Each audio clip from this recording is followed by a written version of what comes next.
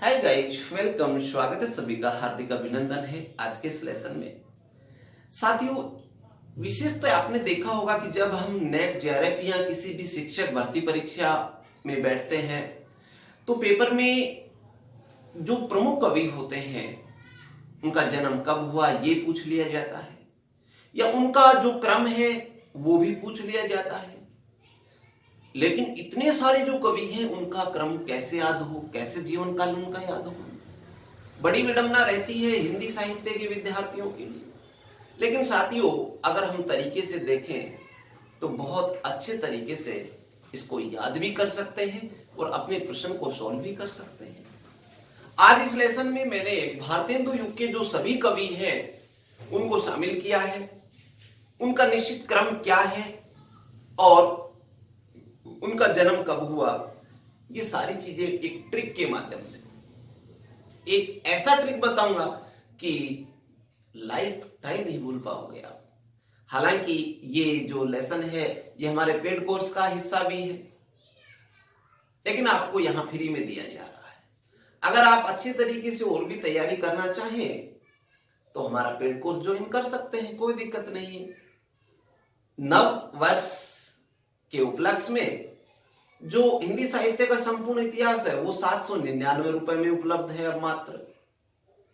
और यदि आप टीजीटी पीजीटी स्कूल व्याख्याता की तैयारी कर रहे हैं तो वो संपूर्ण कोर्स मात्र अब 999 में दिया जा रहा है। नव वर्ष के उपलक्ष्य में ये आप सभी के हित में है। यहाँ सभी प्रकार के लेसन भी उपलब्ध मिलेंगे आपको, नोट्स भी उपलब्ध मिलेंगे, टेस्ट सीरीज भी उपलब्ध मिलेगी। तो मतलब बहुत अच्छे तरीके से भी आप तैयारी कर सकते हैं। ओके, तो स्वागत है आपका। अब अपन एक ट्रिक बताऊंगा मैं आपको, ठीक है ना? तो उसको देखिए और वीडियो अच्छा लगे, निश्चित तौर पे लगेगा तो उसे लाइक अवश्य करना और कमेंट करना, जिससे कि अच्छा लगे तो हमें प्रोत्साहन अवश्य मिलता है और हमें लगता है कि बिल्कुल सही दिशा में जा रहे हैं और जो अपना तरीका है इसको पसंद किया जा रहा है। तो जैसा आपको लगे कमेंट करके अवश्य बताना। ओके, चैनल पे नए हो तो सब्सक्राइब करना बिल्कुल मत भूलना। तो आइए चलते हैं अपने इस शानदार लेसन की ओर। देखिए तो सब देखिए, सबसे पहले हमें ये देखना है कि यहां पर मैंने कुछ ट्रिक के माध्यम से लिखा है। जैसे स्टेप से मैं बताऊं वैसे ही आपको फॉलो करना है, ठीक है ना? तो देखो, दो दो को हमने एक साथ लिया। पहले दो को लेंगे, बाल भारत, क्योंकि बालक होता है शुरू में, जब जीवन काल होता है बालपन ही होता है। तो देखो यहां पर हम क्या कहेंगे, बाल भारत लाला बदरी। गौर करना, बाल भारत लाला बदरी। समझ रहे हो कैसे बोलना है? जैसे मैं बोल रहा हूं उसी तरह से आपको एक दो बार अभ्यास करना है। निश्चित तौर पे सभी के सभी कवि आपकी मुट्ठी में हो जाएंगे, ठीक है ना? कभी नहीं बोलेंगे। रिपीट कीजिए, बाल भारत लाला बदरी, प्रताप ठाकुर व्यास, प्रताप ठाकुर व्यास। तो देखो तीन कवि इसमें हो गए, तो क्या क्या हुए देखो, एक बार फिर रिपीट कीजिए, बाल भारत लाला बदरी, प्रताप ठाकुर व्यास। ठीक है ना? यहां तक क्लियर हो जाएगा आपको। फिर देखो नीचे, राधा चरण राधा कृष्ण। एक बार राधा चरण है, एक बार राधा कृष्ण है। राधा चरण राधा कृष्ण, मुकुंद बाल नवनीत, मुकुंद बाल नवनीत। बस इतनी सी बात है, कुछ नहीं है नॉर्मली। अब देखो ये तो इनका जो क्रम है, पहले इनका नाम देखते हैं, फिर क्रम भी आपको पता चलेगा और ट्रिक में ही आपको इनका जीवन काल है वो भी पता चलेगा, ठीक है ना? तो देखिए, सबसे पहले हम इनकी बात करें तो देखो यहां हमारे सामने कौन कौन से नाम निकल के आए हैं, इस पर गौर करना। सबसे पहले देखो बाल दे रखा है। इस बाल का मतलब क्या है? इस बाल का मतलब है बाल कृष्ण भट्ट। क्या? बाल कृष्ण भट्ट। ओके, अब देखो यहां से एक प्रश्न और आता है, साहब ध्यान देने की बात है अपनी। क्या? कि भारतेंदु युग के सबसे वरिष्ठ यानी सबसे वृद्ध कौन है? बालकृष्ण भट्ट है। बहुत अच्छा प्रश्न बन के आता है, तो आप कर सकते हैं ना। सबसे पहले कौन आ गए? बाल। भारत, भारत से क्या नाम बनेगा साहब? भारत से बनेगा भारतेंदु हरिश्चंद्र, भारतेंदु हरिश्चंद्र। ओके, ये देखिए तो दूसरा नाम भी क्लियर हो गया। बाल भारत, बाल कृष्ण भट्ट, भारतेंदु हरिश्चंद्र, दो नाम हो गए। अब देखो तीसरे पे बात आती है लाला। लाला का मतलब क्या है? लाला श्रीनिवास दास, ये नाम याद रखने हैं अपने को, है ना। तो तीसरा नाम क्या हुआ? ये है अपना लाला श्रीनिवास दास। ओके, लाला श्रीनिवास दास, ये तीसरा नाम हो गया। लाला के बाद में बद्री। बद्री से क्या नाम बनता है? बद्री नारायण चौधरी, जिनको प्रेम घन भी कहा जाता है ना। तो क्या नाम बना साहब? बद्री नारायण चौधरी। बद्री नारायण चौधरी, बताओ किस नाम से जाना जाता है? प्रेम घन के नाम से जाना जाता है। बद्री नारायण चौधरी प्रेम घन। ठीक है, 4 कवि हो चुके हैं। नंबर 5 पे आ जाओ। प्रताप ठाकुर व्यास। तो प्रताप से मतलब क्या है? प्रताप नारायण मिश्र, ये बद्री नारायण है और ये कौन है? प्रताप नारायण है। तो प्रताप नारायण मिश्र, ये हमारे 5वें कवि हो गए, मिश्र, है ना। तो प्रताप नारायण मिश्र, क्लियर, कोई दिक्कत नहीं है। नंबर 6 पे आओ। ठाकुर। अब ठाकुर का क्या मतलब है? ठाकुर जगमोहन सिंह नाम है साहब, ध्यान रखना। क्या नाम है? ठाकुर जगमोहन सिंह।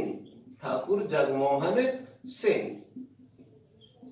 ओके, और साहब अब बचे कौन लास्ट में? व्यास। व्यास का क्या मतलब होता है? तो अंबिका दत्त व्यास। क्या नाम है? अंबिका दत्त व्यास। तो याद हो जाएगा, कोई दिक्कत नहीं है। तो क्या नाम हुआ साहब? अंबिका दत्त व्यास। ठीक है ना, ये व्यास। तो देखो एक लाइन के सभी कवि हैं जो हमारे सामने आ चुके हैं, कोई दिक्कत नहीं है। बताओ क्या समझे, एक बार फिर बोलिए। बाल भारत, लाला बद्री, प्रताप ठाकुर व्यास। तो बाल कृष्ण भट्ट, बाल से भारत से भारतेंदु हरिश्चंद्र, लाला से लाला श्रीनिवास दास, बद्री से बद्री नारायण चौधरी प्रेमघन, प्रताप से प्रताप नारायण मिश्र, ठाकुर से ठाकुर जगमोहन सिंह और व्यास से अंबिका दत्त व्यास। क्लियर हुआ यहाँ तक, कोई दिक्कत नहीं। तो अब नीचे वाली लाइन में आ जाओ साहब। तो देखो राधाचरण, ये नाम दिख रहा है, तो इनका पूरा नाम क्या है? तो साहब इनका पूरा नाम है पंडित राधाचरण गोस्वामी। क्या नाम है? पंडित राधाचरण गोस्वामी। तो देखिए यहां लिख देते हैं हम, पंडित राधाचरण गोस्वामी। ओके, ये लो साहब। नंबर 9 पे आएंगे बाद में। देखो राधा कृष्ण। अब देखो यहां राधा कृष्ण, तो इनका पूरा नाम क्या है? तो राधा कृष्ण दास। ओके, तो ये नाम हो जाएगा क्या? राधा कृष्ण दास। ये लो साहब, राधाचरण गोस्वामी और राधा कृष्ण दास। मुकुंद बाल नवनीत, तो इसका मतलब क्या है? मुकुंद बाल का मतलब है बाल मुकुंद गुप्त, सुना होगा आप सभी ने। तो 10 नंबर पे कौन हो गया? बाल मुकुंद गुप्त। बाल मुकुंद गुप्त। ओके, तो यहां तक हो गए। और साहब लास्ट बचे हैं नवनीत। इनका नाम क्या है? तो इनका नाम है नवनीत चतुर्वेदी। क्या नाम है? नवनीत चतुर्वेदी। तो देखिए ये नाम हो गया हमारा लास्ट, नवनीत चतुर्वेदी। ये लो साहब। अब देखो ये 11 जो कवि हैं, भारतेंदु युग के प्रमुख कवि हैं 11, इनका कालक्रम पूछा जाता है। अगर क्रम से पूछा जाए तो सबसे पहले बालकृष्ण भट्ट आए, फिर भारतेंदु हरिश्चंद्र, लाला श्रीनिवास, ये इनका क्रम है। क्रम से बताया है मैंने आपको, ठीक है ना, क्रम से हो गया। तो एक बार आप रिपीट करेंगे। देखो नीचे वाली लाइन को, राधाचरण से क्या नाम बना? पंडित राधाचरण गोस्वामी। राधा कृष्ण से क्या नाम बना? राधा कृष्ण दास बना। मुकुंद बाल मतलब बाल मुकुंद गुप्त नाम से दिख रहा है हमें। नवनीत, नवनीत चतुर्वेदी। क्लियर हुआ पॉइंट यहां तक? बताओ कोई दिक्कत? सब बिल्कुल ही दिक्कत नहीं है, सारे क्रम हमें याद हो गए अच्छी तरह से।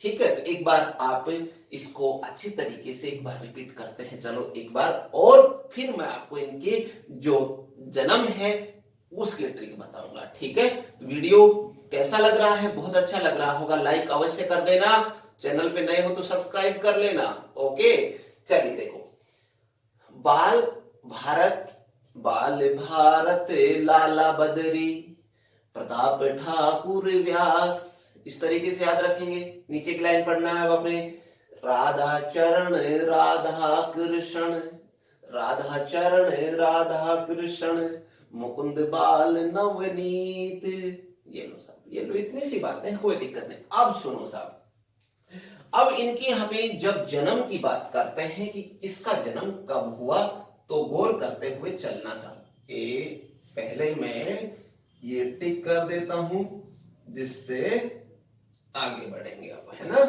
देखो, सबसे पहले आपको एक काम करना है। क्या काम करना है आपको? जैसे अपन फोन मिलाते हैं ना, तो पिन कोड नंबर याद रखने हैं। पिन कोड नंबर कितने हैं? तो देखो मैं यहां लिख रहा हूं, है ना, तो ये मानना इसके पिन कोड है, वो है 1844। 1844 कितने हैं? 1844। ये क्या है? पिन कोड नंबर है। अब पिन कोड के बाद में मोबाइल नंबर याद रखने हैं। तो मोबाइल नंबर कितने हैं? तो वो ध्यान देना। तो देखो, ये मोबाइल नंबर रखने हैं। तो मोबाइल नंबर है हमारे, वो कितने हैं? 61 41 110। ध्यान दें, 61 41, ठीक है, 61 41 110। इतना याद हुआ? क्या समझे? रिपीट करते चले, आप आराम से सारे याद हो जाएंगे। 61 41 110 703, 110 703। बताओ, मोबाइल नंबर याद हो गए सभी के? ठीक है, तो पिन कोड और मोबाइल नंबर बस इतने से याद रखने हैं, कोई दिक्कत नहीं है। ये लो साहब, ये तो हो गए याद हमें। एक बार बोलो, क्या है? कोड नंबर कितने हैं? 1844 है। ठीक है, उसके बाद में 61 41 110 703, ये मोबाइल नंबर हो गए। चलो साहब, अब इनको कैसे अप्लाई करना है हमें, वो चीज समझना। देखो, सबसे पहले बालकृष्ण भट्ट है ना, ये साहब जड़ है, यहां से तो बात शुरू ही हुई है। तो यहां पिन कोड नंबर लगा देने हमें। कितने हैं पिन कोड नंबर? 1844। 1844 ये ईस्वी है, ध्यान रखना, 1844 ईस्वी। ठीक है, अब आ जाओ, आगे बढ़ते चलो। देखो, इसके बाद में ये जो आपको दिख रहा है क्या? 6, तो इसमें 6 जोड़ना है अपने को। तो 44 और 6 कितने हो गए? 1850 ईस्वी। ओके, तो मतलब यहां पर कितना डिफरेंस हो गया साहब? यहां हो गया 6 का डिफरेंस, हुआ कि नहीं? तो 6 नंबर कवर हो गया हमारा। बताओ, कोई दिक्कत है? बिल्कुल ही नहीं है साहब। अब देखो, भारतेंदु हरिश्चंद्र जी का जन्म तो वैसे भी आपको पता होगा 1850 में हुआ, तभी से आधुनिक काल की शुरुआत मानते हैं, है कि नहीं है? तो ये क्लियर है। चलो आगे आओ। लाला श्रीनिवास दास की हम बात करें, तो यहाँ आगे हमारा कोड लो। देखो, 1, तो मतलब 50 में 1 जोड़ लो, कितना हो गया? 1851 ईस्वी। ओके, 1851 ईस्वी हो गया। अब देखो साहब, 4 जोड़ लो, तो मतलब कितना हुआ? 1855 ईस्वी। ठीक है ना, 1855 ईस्वी।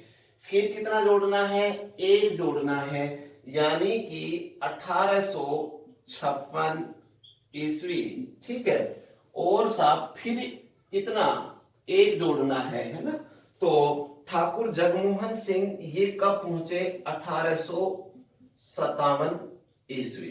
तो 1857 की क्रांति है जो ठाकुर जगमोहन सिंह के टाइम हुआ है। ये एक बीच का केंद्र बिंदु याद रख लेना।